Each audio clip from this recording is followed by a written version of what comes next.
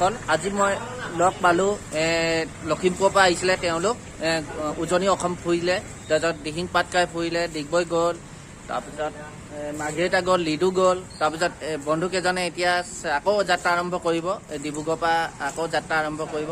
তাকে এতিয়া চাফ চিকুণ কৰি আছে, চাইকেলবোৰ ধুই আছে। বতৰ আজি ডাৱৰীয়াই কৈছে বাৰু। তাকে 4জন আহিছিলে, তাৰে লগত আছে আৰু এই মোৰ ইউটিউব চেনেলো আছে এওঁলোকৰ, তাৰপিছত ছাবস্ক্ৰাইব কৰি দিব। এয়া ইউটিউব চেনেল, তেওঁলোকে যাত্ৰা কৰিছে দেখিছে। এতিয়া তেওঁলোক শিৱসাগৰলৈ যাব। শিৱসাগৰৰ পৰা তেওঁলোক ক'লৈ যাবা তোমালোকে? শিৱসাগৰৰ পৰা যোৰহাট যাব, যোৰহাটৰ পৰা আকৌ মাজুলী যাব, মাজুলীৰ পৰা আকৌ সেয়া মোৰ বেষ্ট ফ্ৰেণ্ড, বেষ্ট ফ্ৰেণ্ড মোৰ লগৰে হয়। তাৰপিছত 4জন আছিলে তেওঁলোক। তাৰপিছত এতিয়া তেওঁলোকে যাত্ৰা আৰম্ভ কৰিব, অলপ দেৰি কিছু সময় পিছতে আৰম্ভ কৰিব। তেওঁলোকৰ যাত্ৰা শুভ হওক তাকে কামনা কৰিলোঁ। তাৰপৰা এয়া দেখাইছোঁ আৰু এয়া মোৰ আৰু এজন বন্ধু আছে, হয়, এয়া লখিমপুৰ হয় তেওঁলোক। তাকে